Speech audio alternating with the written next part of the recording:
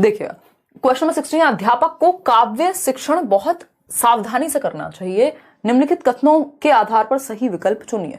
यानी जब आप कविता को पढ़ा रहे हैं, काव्य को पढ़ा रहे हैं, रचनाओं को पढ़ा रहे हैं, तो कौन सी बात सही है कि इसको सावधानी से आपको प्रयोग करना है। ये देखो गुंजन अलग अलग तरह के इमोजी भेज रहे हैं। गुंजन पेपर में इमोजी निकल जाएंगे सारे। देख रहे हो कितने खतरनाक क्वेश्चन आ रहे हैं हिंदी के। शिक्षक के सही लय के साथ ऊंचे स्वर में पढ़ना चाहिए शिक्षक को, ठीक है। कठिन शब्दों के लिए एक एक शब्द का अर्थ बताना चाहिए। शिक्षक के स्वर तथा मुख पर भाव स्पष्ट होने चाहिए। शिक्षक को विद्यार्थियों की समझ के लिए प्रश्न पूछने चाहिए। बात हो रही काव्य शिक्षण की, कोई कविता पढ़ा रहे हैं मान लीजिए आप, तो अगर स्वर लय और ताल से नहीं पढ़ाएंगे, भाव नहीं होंगे आपके चेहरे पे, तो ऐसा लगेगा एक रॉबर्ट है, हंसी भी नहीं आएगी। अभी तो वही बात होगी ना, गाना गा रहे हैं आप, किसी कविता का पठन कर रहे हैं और एकदम सीरियस होके और ऐसे बातें कर रहे हैं, तो क्या होगा, काम का नहीं है। तो ये तो सही है, ये भी सही है। पूछा क्या है, सावधानी से करना चाहिए, सही विकल्प चुनने हैं। शिक्षक को विद्यार्थी की समझ के लिए प्रश्न पूछने चाहिए। पूछ सकते हो आप कि भाई इस कविता का भावार्थ क्या है, आपको क्या लगता है इसमें कवि क्या कह रहा है, सही है। लेकिन कठिन शब्दों के लिए एक एक शब्द का अर्थ बताना, इसको हम संदर्भ में समझना कहते हैं। अब आप कविता पढ़ रहे हैं तो कविता बीच में रोक रोक के अगर आप हर एक शब्द बताएंगे तो गड़बड़ हो जाएगी। संदर्भ में समझा जाता है, एक एक शब्द कठिन नहीं बताया जाएगा। अलग से बेशक आप लिखवा सकते हो, बट ये गड़बड़ हो जाएगी, तो ये सही तरीका नहीं है। तो गलत क्या है, सिर्फ एक बी ऑप्शन हमें गलत मिला है यहां, ठीक। और इस गलत को अगर हम हटा देते हैं, 3 ऑप्शन का इन्होंने हमें ऑप्शन, अच्छा 2 का दिया हुआ है, स और ब, स और ब, तो बा तो गलत है, सा तो चलो फिर भी सही है। और इन दोनों को कैसे हटाएंगे, ये तो सही कह रहे हैं। तो सिर्फ 2 से तो काम नहीं चलने वाला, ब और स नहीं चलेगा। केवल अ ब और द, ब नहीं है भाई, अ स द। क्या कहते हैं, 61% लोग ए ऑप्शन को सही मान रहे हैं, और जो कि सही है भी, होना भी चाहिए। क्या है ये, सही है, अ स और द सही है। क्योंकि सिर्फ बी में गड़बड़ है, बाकी तो कविता या जब आप पोयम या पोइट्री पढ़ा रहे हैं तो इनकी जरूरत पड़ेगी कि आप पूरे भावों का प्रयोग करें। एक एक शब्द बताने की जरूरत नहीं होती, कॉन्टेक्स्ट में समझा जाता है। समझ पा रहे हैं। क्वेश्चन नंबर 17 देखिएगा, आसान क्वेश्चन है ये, बस दिखने में बड़ा लग रहा होगा आपको, है ना, क्योंकि 2 ही स्टेटमेंट है प्यारे प्यारे से। बताइए एक बार, इतने में आपके कॉमेंट पढ़ लेती हूँ। 2 सेशन स्टार्ट करा दीजिए, ऑल सब्जेक्ट्स की पेडागोजी करा दीजिए। करा दूंगी रानी, मैं थोड़ी क्लास बड़ी कर दूंगी, 2 को तो अभी के लिए इग्नोर ही करेंगे, क्लास बड़ी कर देंगे 2 की जगह पे। देखती हूँ मैं एक बार प्लान एक करके, पहले ये नोट्स से मुझे फ्री हो जाने दो, क्योंकि बाकी क्लासेस भी होती हैं इसके अलावा भी, यूट्यूब के अलावा भी। तो एक बार नोट्स वाला काम फ्री हो जाएगा तो मैं थोड़ा सा फुर्सत मिल जाएगी।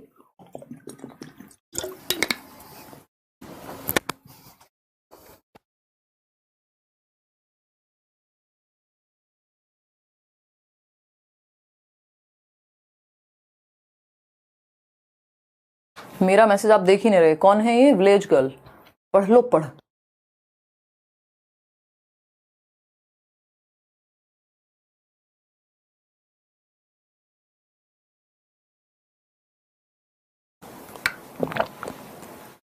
जिस टाइम पे हम शुरू करेंगे ना, तो इस तरह से शुरू करेंगे कि एक क्लास में 1.5 घंटे क्लास कम से कम हो जाए, और उसमें टॉपिक्स वगैरह प्लस क्वेश्चन साथ में हम डिस्कस कर लें, डोंट वरी। बी ऑप्शन है, 68% लोग कह रहे हैं। चलिए समझते हैं। अगर हम बात करें, निम्नलिखित कथनों को पढ़िए और उचित विकल्प चुनिए। कथन ए क्या है, कविता निसंदेह रूप से सशक्त भावनाओं का सहज अतिरेक प्रभाव है। यानी कविता क्या है, सशक्त भावनाओं का, जो भी हमारे अंदर भाव उठ रहे हैं उनको हम निकाल करके कविता में लाते हैं। दिल टूट गया, अब आप शायर बन गए, ठीक है ना। ये क्या है, सशक्त भाव, जो ज्यादा जोर मार रही हैं जो चीजें, वही तो बाहर निकलेंगी ना, ठीक है ना, सही बात है, बहुत बढ़िया वर्मा जी। फिर आता है कथन बी, काव्य से ना तो भाषा ज्ञान का विकास होता है और ना ही भाषा की संरचना का अभ्यास होता है। मतलब फिर काव्य बेकार में पढ़ रहे हैं हम, कि ना तो इससे भाषा का विकास हो रहा है और ना संरचना, ना तो हम भाषा की संरचना सीख रहे हैं ना स्ट्रक्चर सीख रहे हैं। तो ये तो गलत बात हो गई, फिर काव्य तो बर्बाद हो गया इस हिसाब से, तो बेकार हो गई, पोइट्री तो पढ़नी नहीं चाहिए फिर तो, है ना।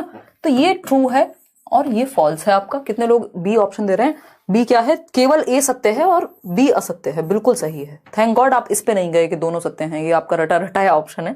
आगे बढ़ते हैं, नेक्स्ट क्वेश्चन पे चलते हैं। क्वेश्चन नंबर देखिएगा 18, समझिएगा, निम्नलिखित में से कौन सा काव्य का आवश्यक अवयव नहीं है। काव्य समझ रहे हैं ना, कविता या गद्य, गद्य नहीं पद्य, पोइट्री मान लीजिए। सौंदर्य भाव प्रवणता एवं कल्पना बढ़ती है भाई। आप एक कविता पढ़िए, आप कोई इवन कोई भी पोइट्री इंग्लिश की सुन लीजिए, या फिर आप एक शायरी भी सुन लीजिए। अगर उर्दू की बात करें तो एक तो सौंदर्य भाव प्रवणता आती है कि आप प्रेज कर पाते हैं, ठीक है।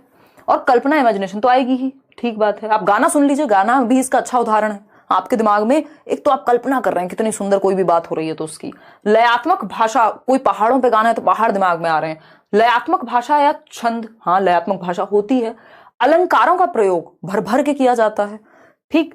व्याकरण सम्मत भाषा रचना, ये कई बार मान लीजिए कोई गाना ही है, ठीक है ना, पता नहीं अभी वो केसरिया फेमस हुआ था ना, अब उसमें कोई तो लाइन है जो बड़ा उसकी पूरी वाइब भी अजीब सी कर देती है और ग्रामेटिकली भी आपको अजीब लगेगा। ग्रामेटिकली तो खैर ये सही है ही नहीं, आधे शब्द हिंदी के आधे इंग्लिश के ये वो, तो हम ये कह सकते हैं कि व्याकरण सम्मत नहीं होती। जरूरी नहीं है हमेशा हर कविता जो है वो व्याकरणिक रूप से सही हो, ग्रामेटिकली सही हो, बट हाँ उसमें सौंदर्य बोध होगा, लयात्मकता होगी। कई बार तो हम राइम करने के लिए व्याकरण को बैंड बजा देते हैं व्याकरण की, और अलंकारों का प्रयोग होगा क्योंकि उससे उसी सुंदरता बढ़ती है, उस बात में वजन या अच्छी लगती है अलंकारों के प्रयोग से। तो व्याकरण सम्मत भाषा का प्रयोग हो ये जरूरी नहीं है, तो डी ऑप्शन ही है जो अवयव नहीं है में आएगा। क्वेश्चन नंबर 19 देखिएगा, हम 30 क्वेश्चंस करने वाले हैं। निम्नलिखित में से कौन सा कथन असत्य है, यानी ट्रू नहीं है, गलत है, बताइएगा। आजकल ये असत्य है पे बहुत क्वेश्चन पूछ रहे हैं, देखिएगा जवाब दीजिएगा, फिर हम आगे बढ़ेंगे। तो पहला ऑप्शन है ध्वनि विज्ञान किसी भाषा के ध्वनि प्रतिमान से संबंधित है, यानी ध्वनि साउंड की बात हो रही है, ध्वनि प्रतिमान से संबंधित होगा, कोई बुरी बात नहीं है। अशुद्ध स्वरों को संयुक्त स्वर कहा जाता है, कह सकते हैं उनको मिश्रित वो जो बनते हैं। 5 स्वर हैं जिनमें 20 ध्वनियां निकलती हैं, ये हम इंग्लिश में भी पढ़ते हैं भाई, 5 वाउल्स हैं जिनसे 20 ध्वनियां निकल रही हैं। अंग्रेजी भाषा में 5 नासिक्य ध्वनियां हैं, ये कहना गलत होगा, ठीक है, ये कहना गलत होगा। तो D option is the right answer. आगे बढ़ेंगे क्वेश्चन नंबर 20 पर। अब पता नहीं अंग्रेजी भाषा हिंदी में पूछने का क्या इनको शौक चढ़ा है इस बार। अंग्रेजी भाषा शिक्षण के उद्देश्य निर्धारित करते समय अध्यापक अपेक्षा नहीं करते हैं, यानी आप इंग्लिश लैंग्वेज टीचिंग करने जा रहे हैं और आप किन को ऑब्जेक्टिव्स में काउंट नहीं करेंगे, या इंग्लिश पढ़ाने के कौन से उद्देश्य नहीं होंगे। पहला ऑप्शन है विद्यालय, कक्षा, घर और समाज में अपने विचार अंग्रेजी में व्यक्त करें बच्चा, अंग्रेजी में साधारण कथन बनाए, बेसिक एक सिंपल सेंटेंस कर पाए क्रिएट। सी ऑप्शन है पढ़े जा सकने वाले सही विराम चिन्हों और वर्तनी के साथ स्पष्ट अक्षरों में अंग्रेजी भाषा लिखे, यानी जिन शब्दों को पढ़ा जा सके विराम चिन्हों का प्रयोग करे, वर्तनी के साथ स्पष्ट अक्षरों में ठीक ठाक स्पेलिंग हो, अंग्रेजी भाषा में बेसिकली लिखना सीख पाए सिंबल्स का प्रयोग करके, सही है।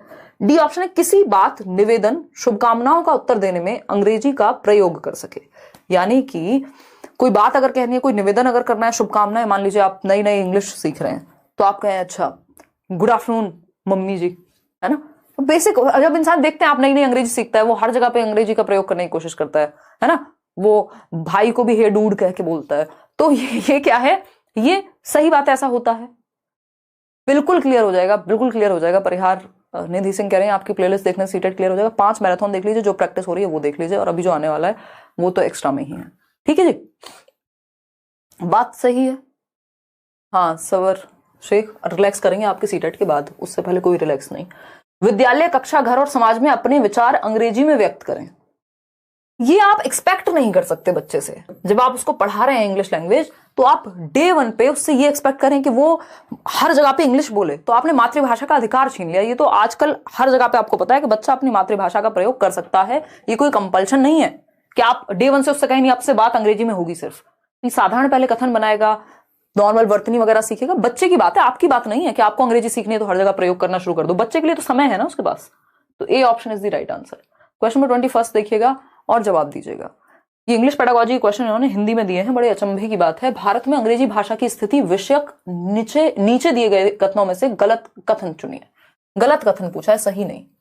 1963 में, सन 1963 में संसद के अधिनियम के अनुसार अंग्रेजी भाषा को अनिश्चित काल की अवधि के लिए भारत की ऑफिशियल लैंग्वेज यानी सह राजभाषा, इसको हम कहते हैं AOL, एसोसिएट ऑफिशियल लैंग्वेज यानी सह राजभाषा घोषित किया गया 1963 में। बात तो सही है, अनुच्छेद 3432 की बात है, if I am not wrong तो, ठीक। प्रारंभ में भारतीय, और ये ऑफिशियल एक्ट आया था, ये जो 1963 वाला एक्ट है इस पर क्वेश्चन आ जाता है, इसको ऑफिशियल लैंग्वेज एक्ट कहते हैं, यानी राजभाषा भाषा अधिनियम या राजभाषा अधिनियम 1963 में आया था, जिसमें हिंदी को हम क्या कह रहे हैं, ये राजभाषा है और इंग्लिश एसोसिएट ऑफिशियल लैंग्वेज है, सह राजभाषा है। हिंदी राष्ट्रभाषा नहीं है, याद रखिएगा। ऑन पेपर्स हम बात करें संविधान में, ठीक। अगर हम बात करें बी ऑप्शन की, प्रारंभ में भारतीय संविधान के अनुच्छेद 343 में अंग्रेजी को भारत की कामकाज की भाषा के रूप में उल्लिखित किया गया था शुरुआत के तौर पे, ये सह राजभाषा घोषित होने से पहले। सही है बात। भारतीय संविधान में अंग्रेजी को 15 वर्ष की कालावधि तक कामकाज की भाषा के रूप में सभी कार्यालयीय प्रयोगों के लिए स्वीकृति मिली थी, जो कि चली आ रही है, अनिश्चित काल के लिए बाद में घोषित हो गई थी। राजभाषा संशोधन अधिनियम 1967 के अनुसार अंग्रेजी को भारतीय संविधान की 8वीं अनुसूची में सम्मिलित किया गया है। आप देखेंगे तो ये नहीं मिलेगी आपको, फिर 8वीं जो 8th शेड्यूल है नहीं है, गलत हो जाएगा। आगे बढ़ते हैं, क्वेश्चन नंबर 22 देखिएगा, पढ़िएगा इसको। क्वेश्चन नंबर 22 कहता है निम्नलिखित कथन पढ़िए, क और ख पढ़िए और बताइए कौन सही। अच्छा, ग भी है और घ भी है, 4 कथन है भाई। अंग्रेजी कौशल संबंधित विषय है, अंग्रेजी बोलना और लिखना सीखने के लिए सरलतम तरीका है अंग्रेजी पढ़ना। ये कैसी बात, कह सकते हैं या नहीं कह सकते हैं, मैं भी कह सकते होंगे, ठीक है ना। पेपर 2 के लिए भी आपके 3 सब्जेक्ट तो कॉमन है ना, 3 सब्जेक्ट तो बिल्कुल कॉमन है, जिसमें हम कह सकते हैं कि अच्छा, तो हम कथन पढ़ रहे हैं कि अंग्रेजी कौशल संबंधित विषय है, अंग्रेजी बोलना और लिखना सीखने के लिए सरलतम तरीका है कि अंग्रेजी पढ़ी जाए। पता नहीं भाई, हम तो सुनने की बात करते हैं वैसे, बट ठीक है। इस विधि में व्याकरण अधिक नहीं बल्कि बहुत सीमित मात्रा में सीखनी चाहिए, यानी व्याकरण पे जोर नहीं दिया जा रहा, बस पढ़ के समझने पे जोर दे रहे हैं। शिक्षक को मौन पठन कौशल का विकास करना चाहिए, यानी बच्चा साइलेंट रीडिंग कर सके ताकि कॉम्प्रिहेंड कर पाए, समझ पाए। फिर आता है याद करना और अनुसरण करना भाषा सीखने में साधारण क्रियाएं हैं, उपरोक्त विशेषताएं संबंधित हैं डॉक्टर वेस्ट की नवीन विधि से, व्याकरण एवं अनुवाद विधि से, द्विभाषी विधि से या प्रत्यक्ष विधि से। ध्यान से जवाब दीजिएगा, खेल गए हैं ये आपके साथ। मतलब ये इतना आसान क्वेश्चन हुआ करता था जिसको इन्होंने घुमा करके पता नहीं लड्डू बना दिया। पहले ऑप्शन पढ़ के तो मुझे ही लग रहा था पोल में एक ऑप्शन ये भी हो, मुझे नहीं पता कितना अच्छा रहे। हाँ, आज तो जैसा आप लोग जवाब दे रहे हैं कह सकते हैं कि पोल में अगली बार से एक ऑप्शन रखेंगे कि मुझे नहीं पता, मैं नहीं खेल रही, अपने आप देख लो, अपने आप बता दो सही उत्तर, है ना। अगली बार से फिर मैं प्रैक्टिस कर लूंगी, मेरे सर में दर्द मत करो, या खेल रहा भी हो सकता है यहाँ पे। चलिए आप इसका जवाब दीजिए, क्वेश्चन समझेंगे, बड़ा क्वेश्चन है, अभी 8 क्वेश्चन और हैं।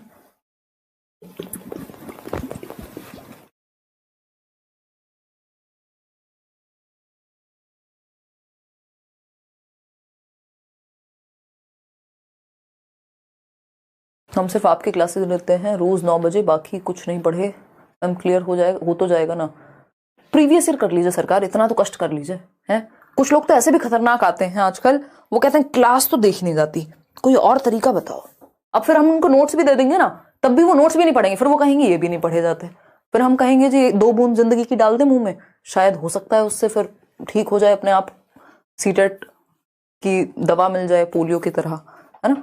तो एफर्ट तो करना पड़ेगा। देख रहे हो तो एटलीस्ट प्रीवियस ईयर प्रैक्टिस करो, इन्हीं क्वेश्चंस की पीडीएफ मिलती है, उन्हीं को प्रैक्टिस कर लो बार बार। तो खतरनाक लोग हैं, देखिएगा। बस आप साथ में आ जाओ और थोड़ा सा तो बस प्रीवियस ईयर प्रैक्टिस करते रहो। अगर समझ में आ रहा है, दिमाग में जा रही है चीजें, याद रख पा रहे हो तो पता लग जाएगा ना, प्रैक्टिस करोगे तो। मैं दे दूंगी कुछ क्वेश्चन, देखिएगा एक बार। अगर हम बात करें, निम्नलिखित कथन पढ़िए, अंग्रेजी कौशल संबंधित विषय है और उनके पास इतनी समय की कमी है कि अगर टीचर ने 1 घंटे में 5 से 7 मिनट, वो भी मैक्सिमम है, एक्स्ट्रा बातें कर ली होंगी जो कि जरूरी है आपके इंटरेस्ट को बनाए रखने के लिए, उसमें उनको लगता है दुनिया का सारा टाइम वेस्ट हो गया। 3 घंटे की मूवी देख लेंगे, अब तक कहां थे, 1 साल से पेपर अनाउंस होने वाला था, किसी को नहीं पता, है ना। बिल्कुल सही कह रहे हैं, अलका कह रहे हैं तो हम लोग क्या यहाँ जागरण कर रहे हैं जब क्लास नहीं देख सकते हैं। सही बात है। देखिए एक बार, अगर हम बात करें तो अंग्रेजी कौशल संबंधित विषय है, अंग्रेजी बोलना और लिखना सीखने के लिए सरलतम तरीका है अंग्रेजी पढ़ना, यानी रीडिंग से लैंग्वेज सिखा रहे हैं हम। तो ये कोई रीडिंग मेथड होगा। अगर आपने डॉक्टर वेस्ट का न्यू मेथड पढ़ा है तो आप थोड़ा सा पढ़ के समझ जाएंगे। इस विधि में व्याकरण अधिक नहीं बल्कि बहुत सीमित मात्रा में सीखनी चाहिए, व्याकरण पे फोकस नहीं रहता, कॉम्प्रिहेंड करके सीखने की बात होती है। फिर आता है सी ऑप्शन, शिक्षक को मौन पठन कौशल का विकास करना चाहिए, यानी बच्चा पढ़ के समझ पाए भाषा को, यानी रीडिंग के थ्रू आप लैंग्वेज को समझ पा रहे हैं, ये बात हो रही है। डी ऑप्शन है, याद करना और अनुसरण करना भाषा सीखने में साधारण क्रियाएं हैं, यानी जब आप याद कर रहे हैं, लर्न कर रहे हैं या फिर अनुसरण कर रहे हैं, उस चीज का पालन कर रहे हैं, तो ये साधारण क्रियाएं हैं। ठीक है, किसकी बात है ये? डॉक्टर वेस्ट की नवीन विधि है, डॉक्टर वेस्ट का न्यू रीडिंग मेथड है, क्योंकि रीडिंग से सिखाई जा रही है पूरी लैंग्वेज, चारों ऑप्शंस में रीडिंग की बात हो रही है। द्विभाषा में ट्रांसलेट करने की बात जरूर करेगा, याद रखिएगा। द्विभाषा में यानी दो भाषाओं का प्रयोग हो रहा होगा, दो भाषा की कहीं बात भी नहीं है, जिक्र भी नहीं है चारों ऑप्शन में। तो इसको कैसे आंसर कर देंगे भाई? प्रत्यक्ष विधि होती है सिर्फ एक भाषा का प्रयोग, बोलने में स्पेशली। तो प्रत्यक्ष विधि डायरेक्ट मेथड में यह होता है कि आप क्या करेंगे, और प्रत्यक्ष विधि सिर्फ अंग्रेजी की नहीं होती, लेकिन ये मेथड अंग्रेजी का है डॉक्टर वेस्ट वाला। व्याकरण एवं अनुवाद विधि, इसमें आप रूल सीखते हैं, नियम सीखते हैं, नियम की भी बात नहीं हुई है। तो ये तीनों तो अपने आप ही हट गए, और दो ऑप्शन भी अगर आपको समझ में आए होंगे, जैसे ये पहले वाला, और अगर हम बात कर रहे हैं जैसे मौन पठन की बात या ये वाली बात, तो ये तो आसान है। डॉक्टर वेस्ट का मेथड अगर हमने पढ़ा है तो हम थोड़ा सा इसको समझ सकते हैं। A option is the right answer. प्रत्यक्ष विधि में तो आप पे बैन होता है, आप कोई और लैंग्वेज यूज ही नहीं कर सकते, और बोल के सीखी जाती है प्रत्यक्ष विधि में, पढ़ के नहीं सीखी जाती ज्यादा। ठीक है, तो क्वेश्चन नंबर 23 है, अध्यापक शामपट पर लिखता है या लिखती है? क्या लिखता है या लिखती है, बताइए जरा। वह पत्र लिखता है, लड़के फुटबॉल खेलते हैं, राम सो रहा है। अब अध्यापक कर्ता एवं क्रिया के संबंध के आधार पर क्रिया के नियम की व्याख्या करता है या करती है। अध्यापक के द्वारा व्याकरण पढ़ने की किस विधि का प्रयोग यहां किया जा रहा है? मतलब आपके लिए काम का क्या है ये, कि ये लिखा गया है शामपट पे, ब्लैक बोर्ड पे, व्हाइट बोर्ड पे, जो भी है, स्मार्ट बोर्ड पर आजकल तो। ठीक, तो देखिए जरा, इसको पढ़ के समझिएगा। मॉक टेस्ट तो मिल रहा होगा ऐप पे आपको, चलो मैं देखती हूँ। इवन जो लोग बैच में उनको तो टेस्ट सीरीज मिली होगी 30 सेट की। देखिएगा, अगर हम बात करते हैं किसकी, कि वह पत्र लिखता है, एक सेंटेंस ये लिखा है शामपट पे, लड़के फुटबॉल खेलते हैं, राम सो रहा है। क्रिया कहां हो रही है? पत्र लिखता है, फुटबॉल खेलता है, सो रहा है।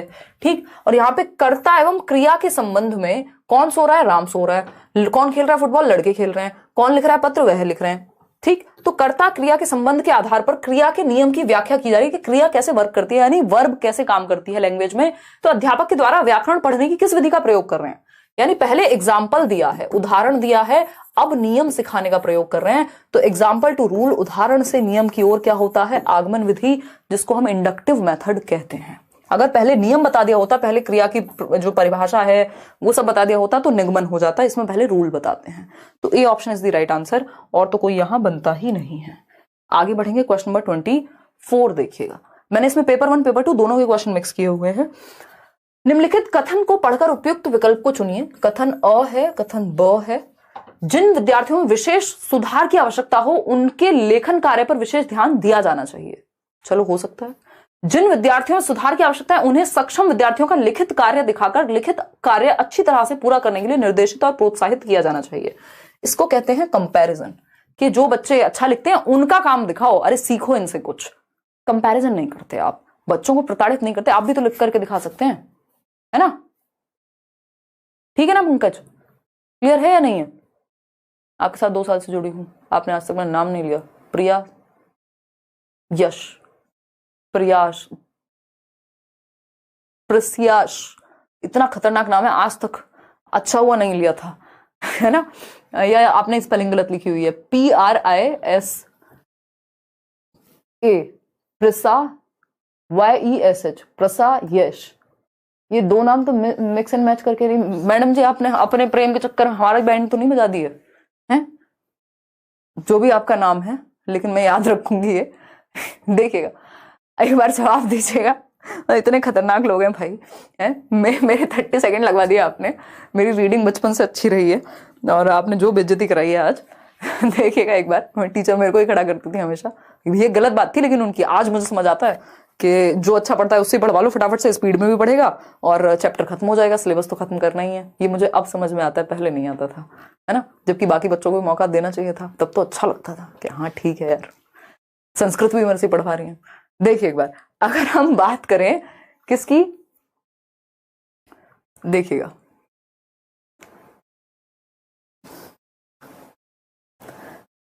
तीन 3000 स्टूडेंट्स हो गए। कोई बात नहीं यार, रात का समय है, वैसे चक्कर आ गए होंगे आज के क्वेश्चन देख के। जिन विद्यार्थियों में विशेष सुधार की आवश्यकता होती है उन्हें लेखन कार्य पर विशेष ध्यान देना चाहिए। चलो ठीक है, सारे ही कौशल पे ध्यान दिया जाएगा। जिन विद्यार्थियों में सुधार की आवश्यकता, ये गलत है। पहले वाला सही है, सत्य है, परंतु बी असत्य है। तो ए ऑप्शन सही है, बी गलत है। 80% लोग सही उत्तर दे रहे हैं। आगे बढ़ते हैं, नेक्स्ट क्वेश्चन। भाई दिल पे मत ले जाना प्रिया, हम बस वो लगा रहे हैं यहाँ पे अनुमान कैसा हुआ होगा। क्वेश्चन नंबर 25, कक्षा हंसी ठहाकों के बिना एक नीरस स्थान है, हल्के फुल्के ठहाके अध्यापन में बहुत मददगार हैं। बताइए, यही हम करते हैं क्लास में, देखिएगा, बताइएगा, फिर हम आगे बढ़ेंगे। और हैं कुछ 5 सवाल, फिर आप और शौर्य सो जाइएगा, मुझे कल के लिए भी काम करना है। शादी कब करिएगा मैम, आप लेट हो रहा है। रोशन, कौन सी डेट निकली जा रही है? एक्सपायरी डेट होती है क्या इंसान की? खत्म, टाटा बाय बाय फिनिश है। लेट तो हो रहा है, फिर बाकी क्या करें, लेट हो रहा है, देखो तो सही, ट्रेन नहीं है ना। शादी कब करिएगा? शादी, हमारी शादी में बहुत इंटरेस्ट है, भंडारा करवाएंगे। अपनी अपनी करो यार, नौकरी लगाओ, खुश रहो, कर लिया हमें जो करना था जीवन में, अब क्या कर लेंगे जब करनी होगी, बहुत काम है अभी करने को। देखिए, शादी मत करिए मैम, शिवानी कह रही है। मतलब मेरी शादी के अलावा कोई और टॉपिक है इस कमेंट सेक्शन में? मैं अभी देखा, देखिए एक बार। हाँ, हम इसी की बात कर रहे थे अभी, क्वेश्चन समझते हैं। कक्षा हंसी ठहाकों के बिना एक नीरस स्थान है, यानी क्लासरूम जहां हंसी ठहाके होते ही नहीं है, कोई हंसी मजाक होता ही नहीं है, सब रोबोट्स की तरह बैठे हैं। टीचर आया, रोबोट की तरह पढ़ा के चला गया, ये पढ़ेंगे वो पढ़ेंगे, खत्म। तो उस हिसाब से तो मेरे से ज्यादा स्पीड में शायद ही बहुत ही कम लोग होंगे जिनकी स्पीड इतनी होती होगी बोलने की, या आप इसको आप अच्छा कह लीजिए या बुरा कह लीजिए, या पढ़ने की भी अगर हम बात करें तो खत्म। फिर तो आज का सेशन, कितने क्वेश्चन थे? 30 क्वेश्चन थे, 20 मिनट में, 15 मिनट में भी खत्म कर सकते थे हम, कोई पॉइंट नहीं रहा। लेकिन पहले तो एक्सप्लेनेशन चाहिए, दूसरा बीच बीच में हंसी ठहाके भी चाहिए। हल्के फुल्के ठहाके अध्यापन में बहुत मददगार हैं। उससे क्या होगा, वो प्रेशर रिलीज होगा, बच्चे का इंटरेस्ट जागेगा, क्योंकि आपने अगर इंटरेस्ट क्रिएट कर दिया, सीख तो वो जाएगा और आप सिखा भी देंगे। तो हंसी ठहाके क्या है, जरूरी है क्लासरूम में। ये उदाहरण हमारी क्लास का है, ठीक। उपयुक्त कथन निम्नांकित में से क्या इंगित करता है? यानी बच्चे तो एक्टिव है ना, सक्रिय हैं, बच्चों का सक्रिय होना जरूरी है, अदरवाइज आप उनको रटवा दो। कुछ बच्चे तो सीख जाएंगे, कुछ तो इतने खतरनाक होंगे, मैं आऊं और एकदम पूरे टाइम सिर्फ पढ़ा करके एक सिंगल कॉन्टेक्स्ट में भी, उदाहरण में भी ना हंसूं, तो वो फिर भी पढ़ लेंगे, हाँ बहुत बढ़िया बात है। लेकिन ज्यादातर लोग नीरस महसूस करेंगे, सक्रिय नहीं रह पाएंगे। और ज्यादातर लोग, या मेजोरिटी कैसे सीखती है, क्लास वो अच्छी है जहां सबका इंटरेस्ट बन पाए। सिर्फ 20 लोगों के लिए तो नहीं है जो टॉपर हैं, सिर्फ उनके लिए तो क्लास नहीं होती, ठीक है ना। 20 तो खैर, मतलब 20 में इसलिए बोल रही हूँ क्योंकि 30,000 लोग हैं। शादी के बिना भी सीटेड निकल जाएगा, हाँ हाँ बिल्कुल सही बात है, एकदम सही बात है, सही समझे आप, बताइएगा। खैर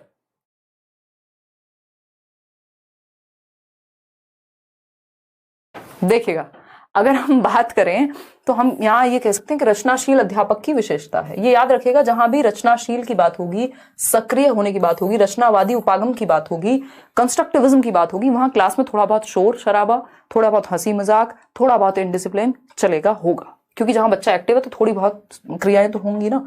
पढ़ने की विधि है, वातावरण, बच्चे के स्वभाव का ज्ञान, ये सब नहीं। रचनाशील अध्यापक की विशेषता है कि जो ये माने कि हंसी ठहाकों के बिना नीरस है कक्षा, जो है थोड़े बहुत हंसी ठहाके नॉर्मल है। अब ऐसा नहीं है हंसी ठहाकों में क्लास नहीं होनी चाहिए। तो पता चल रहा है क्वेश्चन हुए हैं 2, या सीखे नहीं कुछ भी, और 1 घंटा निकल गया, टीचर बने पड़े हैं स्टैंड अप कॉमेडियन, वो भी नहीं होना चाहिए। शिक्षण में स्वर संबंधी विधि के बारे में निम्नलिखित में से क्या सही नहीं है? बताइएगा एक बार। स्वर संबंधी विधि, जहां पे हम फोकस किस पे कर रहे हैं, लाउड रीडिंग पे या स्वर का प्रयोग करने पे। लेंगे यार मैराथन क्लास, डोंट वरी। बताइए, फटाफट से जवाब दीजिए, उम्र हो गई है अब। देखिएगा, अगर हम बात कर रहे हैं, सी ऑप्शन कह रहे हैं 59% लोग, चलिए देखते हैं। ये विषय की बेहतर समझ में सहायक है, ये उच्चारण एवं वर्तनी सीखने में सहायक है, ये अधिकांशतः अंग्रेजी माध्यम विद्यालयों में प्रचलित है, ये पठन कौशल अर्जित करने के लिए आत्मविश्वास पैदा करती है। बताइए, स्वर संबंधी कक्षा के बारे में गलत बात पूछी है, सही बात नहीं पूछी है। जवाब देंगे, सी कह रहे हैं 81% लोग। बेहतर, ये विषय की बेहतर समझ में सहायक है। उच्चारण और वर्तनी तो 100% सही होगा, जब आप लाउड रीडिंग या सस्वर पठन कर रहे हैं या वाचन कर रहे हैं, जो भी कर रहे हैं, जहां स्वर पे फोकस है। ये अधिकांशतः अंग्रेजी माध्यम विद्यालयों में प्रचलित है, ये पठन कौशल अर्जित करने के लिए आत्मविश्वास पैदा करती है। ये बात एकदम सही है, गलत नहीं है। गलत एक बात है कि बेहतर समझ में सहायक है। कई बार क्या होता है, आप प्रोनाउंसिएशन उतने अच्छे पे फोकस कर रहे हैं कि समझ हो भी रही है या नहीं पता नहीं है, इसीलिए हम लाउड रीडिंग को कहते हैं कि ये समझ बहुत अच्छी हो रही है, ये नहीं पता हमें, ठीक है। और ये सही है बात, ए ही गलत है एकमात्र यहाँ। ये फैक्चुअल क्वेश्चन था, इसमें मैं और आप कुछ कर नहीं सकते हैं। क्वेश्चन नंबर 27 देखिएगा, ये क्या कहता है। क्वेश्चन नंबर 27 है, एक अध्यापिका अपनी कक्षा को 4-4 के समूह में विभाजित करती है, यानी 4-4 बच्चों का ग्रुप बनाती है और उनकी पाठ्य पुस्तक से पढ़े गए एक पाठ पर आधारित मुद्दे पर वाद विवाद का आयोजन करती है। यह किस प्रकार की भाषा अधिगम गतिविधि है? यानी बच्चे वाद विवाद कर रहे हैं, किन्हीं मुद्दों पे डिस्कशन कर रहे हैं, 4-4 के ग्रुप में बटे हुए हैं, यानी बच्चे ग्रुप में सीख रहे हैं, यानी रचनावाद है। ये बात तो हमें सही है, बट पूछा क्या है? परिणाम क्या हो गया मेरे को? परिणामात्मक गतिविधि यानी आउटपुट, संपर्कात्मक गतिविधि इंटरैक्टिव, निवेश गतिविधि इनपुट रिस्पॉन्स, परिणामात्मक प्रतिक्रिया गतिविधि। बताइएगा, फटाफट से बताइएगा, इससे पहले कि हम भिलाई छत्तीसगढ़ से आपको बहुत सारा प्यार। मैम आप रियल में सीडीपी क्वीन है मैम, आप इंग्लिश में और बहुत सारा पैसेज करा दीजिए ना प्लीज। तरुण अभी तो उतना समय नहीं है, और इंग्लिश में पैसेज ऑनलाइन यहां से कराने पे ना मजा नहीं आ पाता है ना, वो आप खुद से ही पढ़ के करें, प्रीवियस ईयर का प्रयोग करके पढ़ें, तो वो एक ज्यादा जरूरी चीज होगी, क्योंकि पैसेज प्रैक्टिस करा के भी मैं करा भी दूंगी, चलो फिर भी कोशिश करेंगे 1-2 पैसेज कर लें। आज जैसा क्वेश्चन नहीं मिल रहा है, पोल हटा ही दें। सही कह रहे हो संजीर, चलो कोई बात नहीं, 3 क्वेश्चन और हैं, अब तो पोल लगवा ही लो। है ऑप्शन डाल दो, शौर्य कह रहा ऑप्शन डाल दो, नहीं आता। देखिएगा इसका जो सही उत्तर है, सब मिक्स्ड दे रहे हैं अपने अपने उत्तर। एक अध्यापिका अपनी कक्षा को 4-4 के समूह में विभाजित करती है और उनकी पाठ्य पुस्तक से पढ़े गए एक पाठ पर आधारित मुद्दे पर वाद विवाद को कहती है। ठीक है, किस प्रकार की भाषा अधिगम की गतिविधि है? परिणामात्मक गतिविधि है? नहीं, आउटपुट बेस्ड थोड़ी है ये। संपर्कात्मक गतिविधि है यानी इंटरैक्टिव है, या फिर निवेश गतिविधि है यानी इनपुट है, यहाँ पे इनपुट रिच क्लासरूम है, कह सकते हैं। तो इससे बेहतर है, सिर्फ संपर्क की बात नहीं हो रही है, संपर्क के लिए और भी आसान तरीके होते हैं कि बस बच्चे कम्युनिकेट कर लें, मुद्दों पे बात हो रही है। तो निवेश गतिविधि है, इनपुट रिच क्लासरूम है, जहां पे थोड़ा सा फोकस किया जा रहा है, पाठ्य पुस्तक से पढ़े गए एक पाठ पर आधारित मुद्दे दिए जा रहे हैं, प्रॉपर इनपुट्स दिए जा रहे हैं टीचर के द्वारा, और अब चर्चा हो रही है। थोड़ा सा टेक्निकल है ये, बट आंसर जो है सी ही सही है। परिणामात्मक तो बिल्कुल नहीं, क्योंकि परिणाम का मतलब सिर्फ परिणाम पे फोकस है, नंबर पे फोकस है। जी क्या कह रहे हैं शौर्य सिंह? क्वेश्चन नंबर 28 देखिएगा, कौन सा सत्य नहीं है? ये टफेस्ट सेट है, और ये जो लास्ट वाले क्वेश्चन चल रहे हैं ये पेपर 2 के चल रहे हैं, तो लेकिन सिलेबस सेम है, मुश्किल क्वेश्चन आना होगा तो पेपर 1 में भी आ जाएगा। देवेश शर्मा देखिएगा, क्या है निम्नलिखित कथनों में से कौन सा कथन सही नहीं है? प्रथम भाषा का दूसरी भाषा सीखने पर सकारात्मक प्रभाव होता है। हाँ, हम पॉजिटिव मानेंगे कि एक भाषा आपको आती है तो दूसरी भाषा एसेट के रूप में काम करेगी, यानी एक रिसोर्स के रूप में काम करेगी। समझ में आता है, कोई दिक्कत नहीं है, परेशानी नहीं है। फाइनली है Sanjana Gupta ma'am, finally I love you a lot, आपने फाइनली मेरा नाम लिया है, I am so happy. Well आप सही समझे, यू आर ग्रेट। देख रहे हो विनोद, साइकिक एबिलिटीज। ठीक है कोई बात नहीं, अब अवार्ड दे देना मेरे को, मिलोगे कभी कहीं तो। नाम आपका संजना है। संजना ऐसे बताते नहीं है, फिर पड़ोसी देखेंगे है, पकड़ लेंगे, फिर क्या फायदा है, बेकार में हवाबाजी में पिट भी जाते हैं बच्चे। देखो एक बार अगर हम बात करते हैं मधु गुप्ता, निम्नलिखित कथनों में से ये वही हैं अभी जिन्होंने 2 नाम जोड़ के कुछ बनाया हुआ था, उन्होंने मान लिया है, कबूल कर लिया है। अब मेरी इसमें कोई गलती नहीं है, मैंने किसी को बदनाम नहीं किया, मेरे ऊपर कोई इल्जाम नहीं आएगा। देखिए प्रथम, प्रिया, यश, वॉट एवर इट इज, देखिएगा निम्नलिखित कथनों में से कौन सा सत्य, बट मैं आपका नाम नहीं भूल पाऊंगी जीवन में कभी। देखिएगा अगर हम बात करें कौन सा कथन सत्य नहीं है, प्रथम भाषा का दूसरी भाषा सीखने पर सकारात्मक प्रभाव होता है, सही बात है। प्रथम भाषा दूसरी भाषा के सीखने में बाधा डालती है, बाधा डाल सकती है बट डालती ही है, ये गलत है, ठीक है ना। पठन कौशल एक भाषा से दूसरी भाषा में स्थानांतरित किए जा सकते हैं, यानी आप जो लैंग्वेज स्किल्स हैं वो ट्रांसफर हो सकती हैं, ट्रांसफरेबल हैं, आप दूसरी लैंग्वेज को भी हेल्प करती हैं अगर आपको पहले से कोई भी स्किल आती है। समय यानी ट्रांसफर ऑफ लर्निंग है, समय और अवसर दिए जाने पर बच्चे अनेक भाषाएं सीख सकते हैं, सही है। लेकिन यही गलत है कि इससे बाधा बनती ही है, ये गड़बड़ है, बाधा बनती ही है, ये गड़बड़ है। ठीक है जी, आगे बढ़ेंगे। बहुत हंसी आ रही है आप लोगों को, 2 क्वेश्चन और सॉल्व कर लो, आज वैसे ही इतना सेशन कठिन है। क्वेश्चन नंबर 29 देखिए, आंसू निकल रहे हैं आप लोगों के आंसर सही देने में, और प्रिया और यश पे हंसने में बहुत मजे आ रहे हैं आपको, हैं? देखिएगा, बताइएगा एक बार। अरे हमने देखे हैं ऐसे बच्चे, हमें पता है, हम दुनिया में रहे हैं। ये मत कहते ना किए कभी नहीं है ऐसे काम, मतलब देखिए अगर हम बात करें मातृभाषा आधारित बहुभाषिता होती है? बताइए, फटाफट से बताइए, मल्टीलिंगुअलिज्म क्या है? कल्पना कह रही मेरे सुपर चैट का रिप्लाई नहीं दिया। यार कई बार मिस हो जाती है, वैसे कोशिश करती हूँ मैं ज्यादातर सुपर चैट पढ़ लूँ क्योंकि वो दिख जाते हैं अलग से, बट कई बार ज्यादा एक साथ आ जाती हैं तो दिक्कत हो जाती है। देखिएगा बी ऑप्शन 82% लोग, और हमें छोटे शहर का एक्सपीरियंस है।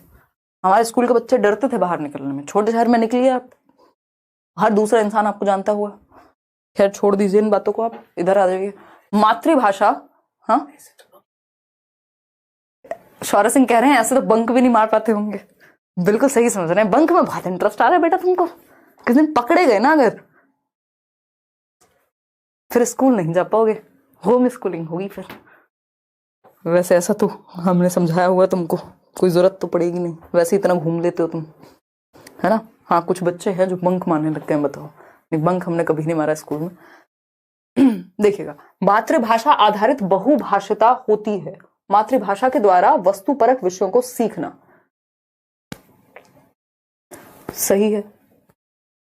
क्या आप कंटेंट सीख रहे हैं लैंग्वेज से?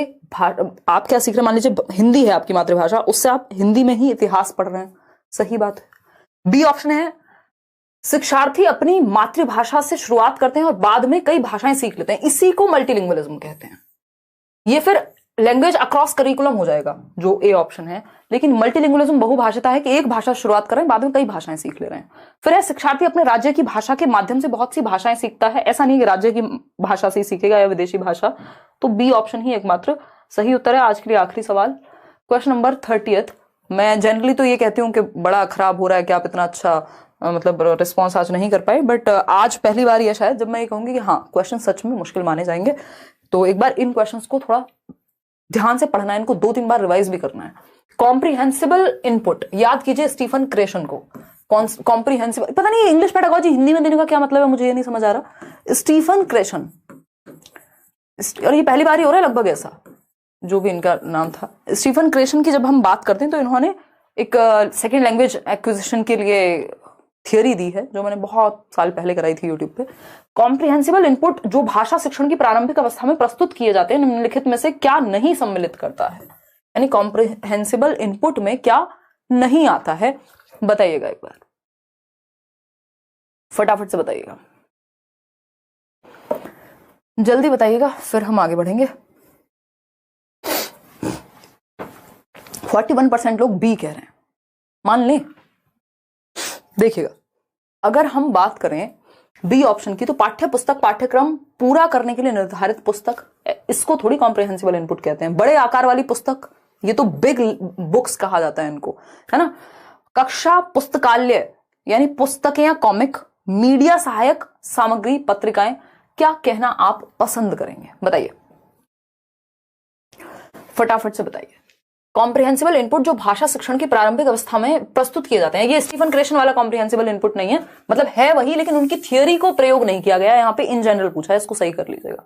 तो अगर कॉम्प्रिहेंसिबल इनपुट की हम बात कर रहे हैं, इसका सिंपल मतलब है कि बच्चा समझने लग जाए, उसको धीरे धीरे एक लेवल अप आप इनपुट्स देते जाओ जिससे वो सीख जाए यहाँ पे बोलना या पढ़ना या भाषा का प्रयोग करना। तो पाठ्य पुस्तक सिर्फ पूरा करने के लिए तो गलत है। बड़े आकार वाली पुस्तक यानी चित्रात्मक कहानियां, शिशु गीत, हाँ शुरुआत में फिर ये हम कर सकते हैं, प्रारंभिक अवस्था की बात हो रही है। कक्षा पुस्तकालय तो शुरुआत में डायरेक्ट पुस्तकालय नहीं भेजते। मीडिया सहायक सामग्री पत्रिकाएं वगैरह भी बड़ा बच्चा पढ़ पाएगा। प्रारंभिक अवस्था मैंने नहीं पढ़ा था, तो ये सही है। क्वेश्चन इन्होंने दूसरे कॉन्टेक्स्ट में पूछा, बहुत घुमा के क्वेश्चन दिए हैं। बड़े आकार वाली पुस्तक यानी चित्रात्मक कहानियां, शिशु गीत वगैरह जो बच्चों के लिए होते हैं, और स्टोरी नहीं होती जो चित्रों के माध्यम से, पिक्चर्स के माध्यम से स्टोरी कही जाती है क्लास में। ये सीडेट का बैच है, आप अभी भी एनरोल कर सकते हैं। जो सेशंस आपको देखने और रिकॉर्डेड प्लस लाइव दोनों मिल जाएंगे। Pedagogy special, like share subscribe आप कर देंगे, पीडीएफ आपको मिल जाएगा।